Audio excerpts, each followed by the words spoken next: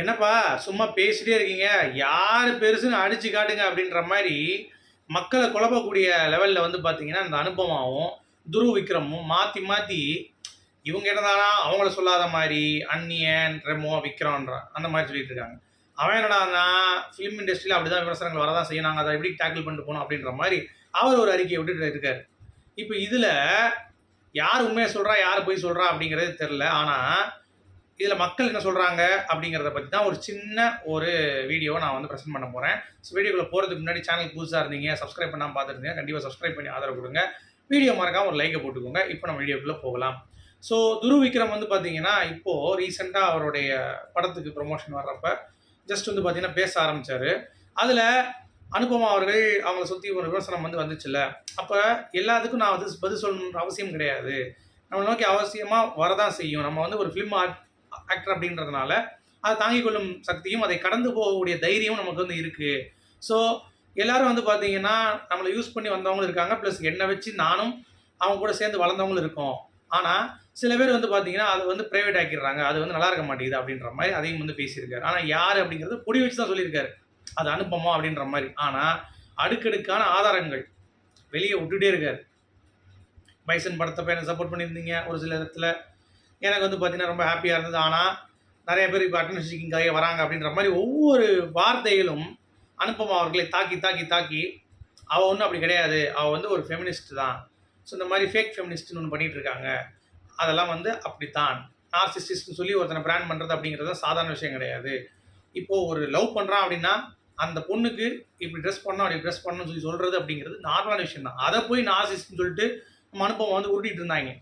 So இதெல்லாம் வச்சு பார்க்கும் பொழுது துருவ் விக்ரம் மேலே என்னதான் வந்து அவங்க இவ்வளோ நேரம் அதை வெளியே கொண்டு வரல. அவங்க டேட் பண்ணாங்க, அவங்க வந்து கல்யாணம் பண்ணிக்கிற மாதிரி கொண்டு போனாங்க.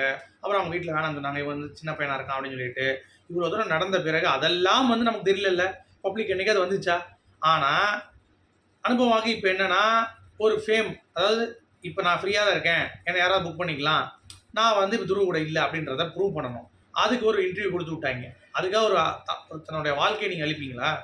உங்களுக்குள்ள பிரைவேட்டாக ஒரு விஷயம் பண்ணிட்டீங்க, அது எதுக்கு பப்ளிக்காக நீங்கள் கொண்டு வந்தீங்க? அதுவே மிகப்பெரிய ஒரு தவறாக இந்த சமூகம் வந்து பார்த்தீங்கன்னா பார்க்க ஆரம்பிக்குது. நிறைய பேர் அதை தான் வந்து கேட்க ஆரம்பிக்கிறாங்க. எதுக்கு நீங்கள் வந்து பண்ணிட்டு இருக்கீங்க? துருவ் விக்ரம் அப்படின்ற தப்பு பண்ணிட்டாரு, எதுக்கு அவங்களை எக்ஸ்போஸ் பண்ணுறீங்க? அப்போ நீங்களும் வந்து குறைந்தபட்சம் அதே தான் பண்ணிட்டு இருக்கீங்க அப்படின்ற மாதிரி. இப்போ துருவ் சொல்லும் பொழுது இந்த மாதிரி அவருடைய ஜஸ்டிஃபிகேஷன் வந்து கொடுக்கும் பொழுது எல்லாத்துக்கும் வந்து பார்த்தீங்கன்னா அப்படியே அவள் அனுப்பமா வந்து சும்மா தான் பண்ணிகிட்டு இருக்கா, அவளுக்கு மார்க்கெட் இல்லை அப்படின்றதுக்காக இந்த மாதிரி கான்ட்ரவர்சியில் வந்து ப்ளூம் ஆகி, ஏன்னா ஒரு படம் ப்ரமோஷன்ஸுக்கு போனாங்களாம். அப்போ வந்து பார்த்தீங்கன்னா இவர் விடவே இல்லையா, ரொம்ப டார்ச்சர் பண்ணாராம். அங்கே போனேன்னா நான் போகக்கூடாது அப்படின்னு சொல்லிட்டு இந்த பிரதீப் ரங்கநாதனோட படத்துக்கு. ஓகே, ஸோ அதெல்லாம் வந்து சொன்னாராம். அதுக்கடுத்து வந்து பார்த்தீங்கன்னா ஏன் டார்லிங் அதெல்லாம் நான் சொல்லவே இல்லை அப்படின்னு சொல்லி நடிப்பாராம். அந்த மாதிரி ஏகப்பட்ட விஷயங்கள். இதெல்லாம் வந்து பார்த்தீங்கன்னா அனுபமா சொல்கிறது அப்படிங்கிறது ஒரு தகுந்த ஆதாரம் இருக்கான்னு கேட்டிங்கன்னா அதற்கான ஆதாரமும் இல்லை. சும்மா வந்து பேசிக்காக இவர் தான் அப்படின்றத அடையாளப்படுத்தணும். அதையும் சொல்ல மாட்டீங்க.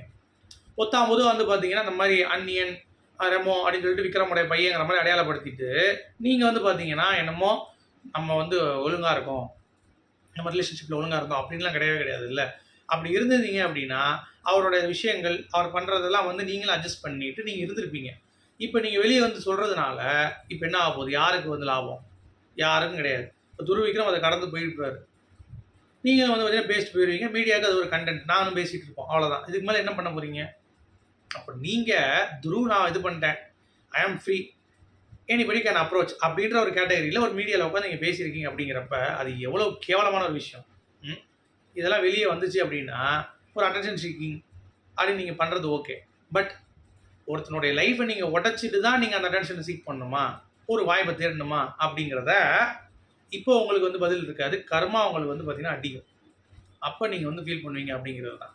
கேட்டால் என்னை ரொம்ப டார்ச்சர் பண்ணாங்க, அது பண்ணாங்க, இது பண்ணாங்க அப்படின்ற மாதிரி. அப்போ இத்தனை வருஷம் ஏன் அதை வெளியே கொண்டு வரல?